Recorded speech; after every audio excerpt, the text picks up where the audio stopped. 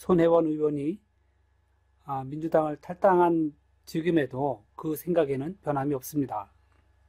내가 그렇게 보는 이유는 손혜원 의원이 목포에 투기를 했다고 하는 그 지역은 지금도 뭐 투기 과열 지구나 그런 걸로 묶여 있지가 않습니다. SBS는 손혜원 의원이 구시가지의 건물을 여러 개 매입을 했고, 그리고 가격이 4배가 뛰었다는 식으로, 그런 식으로 불명확한 보도를 했습니다. 그러나 지금까지 알려진 바로는 작년에 공시지가도 10여 년 전보다도 낮게 되어 있고, 실제 거래 가격도 조금 올랐을 뿐이라고 이렇게 나타납니다. 만일 SBS 방송처럼 그 지역의 건물값이 서너 배 오르고 그러면 돈 있는 사람들이 몰려 들어가가지고 투기 광풍이 일어나야 할 텐데 지금도 조용합니다. 그렇게 구도심 일제강점기 시절의 건물이 남아있는 곳에 투기할 사람은 없습니다. 그곳이 헐려가지고 신도시가 들어선다면 그러면 뭐 투기꾼들이 돈 싸들고 몰려들지도 모릅니다. 헌집을 알박기로 살려고 하는 것 때문에 말이죠. 이번에 SBS가 문제로 삼는 또 다른 이유 중 하나는 손혜원 의원이 국회 문화체육관광위에 있으면서 해당 지역의 개발을 통해서 이익을 얻으려고 했는데 그게 뭐 이익 충돌 금지에 해당하기 때문에 그런 비판하는 식으로 말을 합니다. 그러나 목포 해당 그 구도심에 대해서 문화재 거리로 하게끔 지정하게끔 한 거는 민주평화당 박지원 의원이 본인이 한 거라고 주장을 했습니다. 그리고 이 문화재 거리로 지정이 되면 등록된 뭐 문화재에 대해서는 그 건물 수리비 같은 거의 일부에 대해서 국가에서 지원해 주는 제도가 있기는 합니다. 그런데 손혜원 의원 관계자가 사들인 그런 건물들은 문화재로 등록된 게 없습니다. 지정된 게 없습니다. 창성장여관이라고 하는 뭐 그런 건물이나 또 조카가 운영한다는 카페, 그런 건물들은 문화재가 아닙니다. 또 여기저기에다가 손혜원 의원이 뭐 전시장을 만들려고 사들였다는 건물들도 문화재로 지정된 게 없습니다. 그러니 손혜원 의원이 산 건물에 대해서 문화재 보존을 위한 국가의 지원도 없다는 말이 됩니다. 그 손혜원 의원은 자신이 알고 있는 여러 사람들에게 권유해가지고 어쨌든 목포에 한 300평 정도를 7억 원 정도를 들여가지고 산 거로 알려지고 있습니다. 이 300평은 한 해 건물이 아니고 수십 개의 건물을 합친 총 면적이 그렇습니다. 뭐 두세 평짜리 이런 건물을 포함해가지고 마을 여기저기에 흩어져 있습니다. 그러니까 이 300평을 뭐 동시에 헐고 새로 건물을 지을 수도 없죠. 여기저기에 이렇게 조그맣게 흩어져 있는 건물들이니까 그거를 수리를 해서 자신이 사용하려고 했던 게 맞는 겁니다. 그러니 결코 손혜원 의원은 투기를 목적으로 해서 국회 해당 상임위에서 자신이 다루는 뭐 그런 정보를 이용을 해가지고 이익 충돌 금지 조항을 어겨가면서까지 그 목포 구도심에 건물을 사들인 게 아니라고 이렇게 말을 하는 겁니다. 손혜원 의원이 여러 방송이나 또 자신의 그 SNS를 통해서 밝히기로는 그동안 수백 명에게 목포 구도심에 건물을 사달라고 권유했다고 합니다.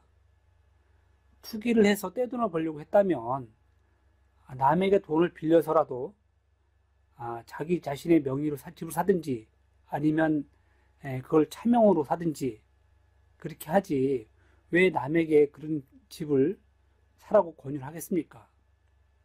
집을 차명으로 구입했다는 그런 증거도 없는데 마치 손혜원 의원이 여러 사람을 동원해가지고 집을 산 것처럼 말하는 것은 매우 잘못된 거라고 저는 보고 있습니다. 내가 이런 소리를 하니까 이재명 지지자들이라는 분들이 서운하다는 그런 표시를 합니다. 이재명과 손혜원을 결부시키지 말아달라는 댓글이 줄을 잇고 있습니다. 참으로 생각이 단순한 분들이 많습니다. 그저 표피적으로 드러나는 방송이나 정보만을 이렇게 보고 손혜원 의원을 비판을 하고 있습니다. 그런 분들이 이재명 지사를 지지한다는 게 참 이해가 안 되는 부분도 있습니다. 작년 7월이죠. SBS가 이재명 지사와 성남 국제 마피아 조직 폭력배들이죠. 그들과 연결이 됐다고 하면서 방송을 내보낸 적이 있습니다.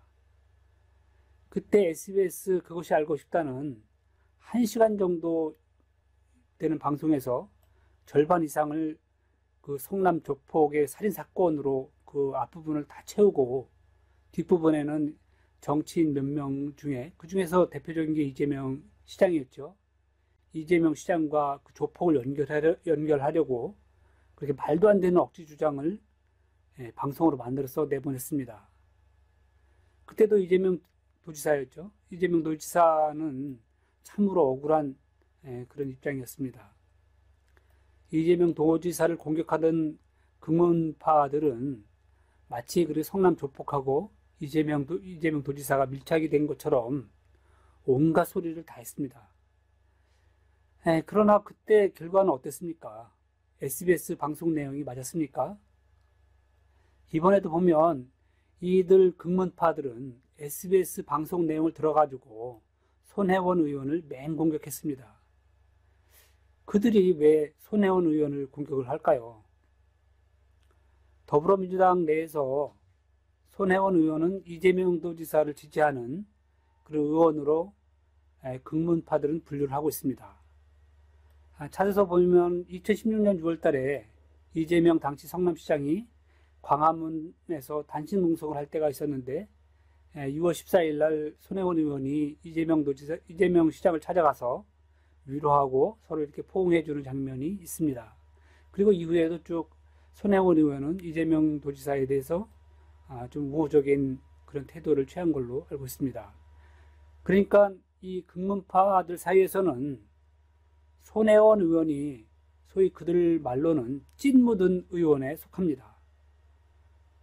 또 있죠. 이해찬 당대표도 도지사에 대해서 나쁘게 말을 안 합니다. 그래서 극문파들은 지금 이해찬 당대표도 물러나라는 소리를 하고 있습니다. 결국 손혜원이든 이해찬 당대표든 이재명 도지사와 우호적인 그런 관계를 맺고 있는 더불어민주당 의원들은 찐묻었다고 하면서 그런 이유를 들어가지고 물러나게 하려는 게 극문파들의 목적이라고 저는 보고 있습니다. 20일 그 손혜원 의원이 민주당을 떠나게 될 것이라는 것은 이미 어제 19일 날 소설가 공정씨가 딱 들어맞는 예언을 이렇게 비슷하게 했습니다. 공씨가 무슨 예언자도 아닌데 하루 뒤에 일어날 일을 정확히 말한다는 게 참 쉽지가 않은 일입니다.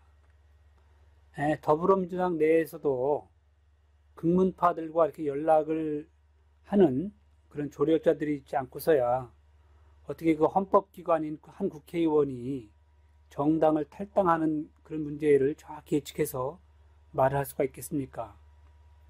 이런 면에서 손혜원 의원 탈당은 극문파들로서는 마치 큰 싸움에서 한번 이긴 것처럼 지금 득이양양합니다.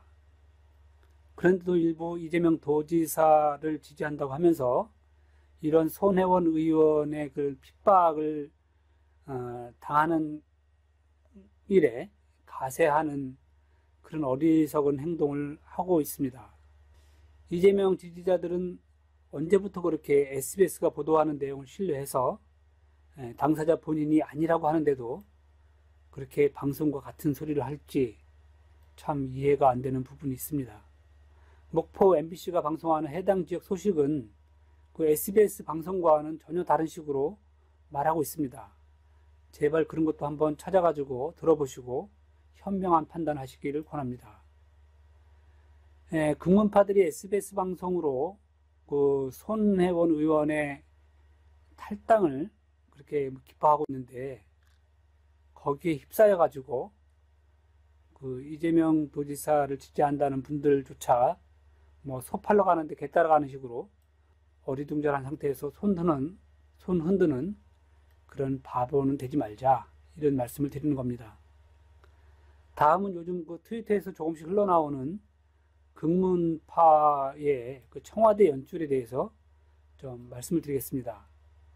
이런 내용은 그 트위터 아이디 탐정말로가 정리해서 요즘 올리고 있습니다.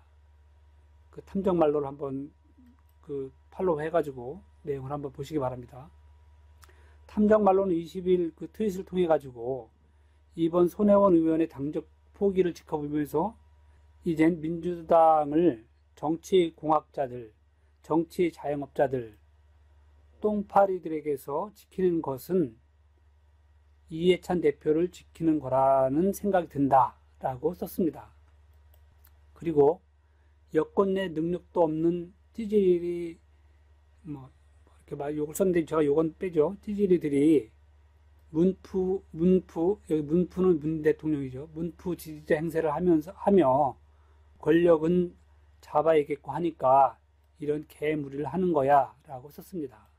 또 지들끼리 요소요소에 지들 사람들을 박아서 유기적으로 움직이는 거지, 청와대 총리실, 법무부, 검경 등 수사기관 기레기 새끼들, 민주당 내 파벌, 그리고 SNS 기동 내 출신의 똥파리들, 이 개쓰레기들이 권력을 위해 칼춤을 추는 거야, 추고 있는 거야.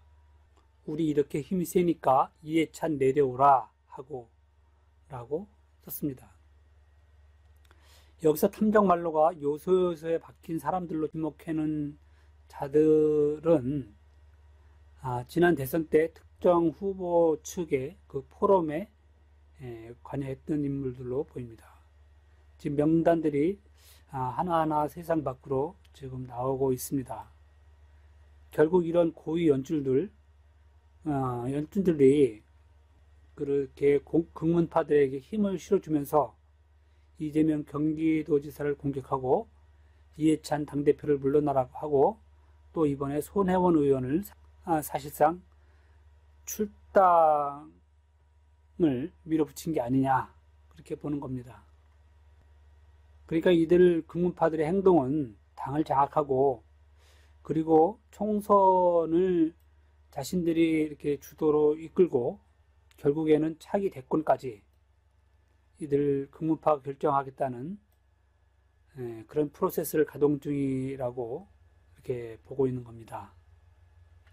한번 생각을 해보면 극문파들이 왜 저렇게 이해찬 당대표를 끌어내리려고 하는지, 또 이재명 도지사는 그렇게 공격을 하고도 누구 하나 처벌받지 않고 잘 버티고 있는지, 그게 가능한 뒷배경은 누군지 한번 생각해 볼 필요가 있습니다.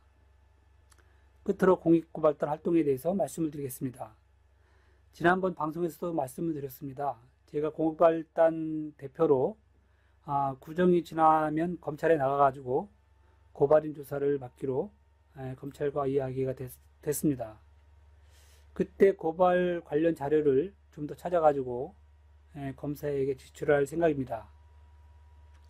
또한 지난번에 고발단으로 참여해 주신 2020분이 계셨는데 이후에 좀 더 신청한 그 참여자들이 있어서 이분들을 고발단에 추가시키려고 한웅 변호사와 이야기를 했습니다.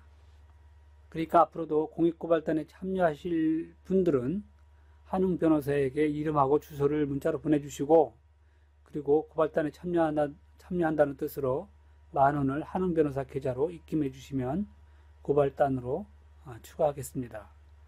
한웅 변호사 전화번호는 010-222-1000입니다. 그리고 10,000원을 보내실 계좌번호는 신한은행이고요. 140-010-407778 예금주는 법무법인 12 한웅 이렇게 되어 있습니다. 이상으로 오늘 준비한 방송을 마치겠습니다. 이 방송을 진행한 저는 이프레스 편집인 이완규였습니다. 청취해 주셔서 감사합니다.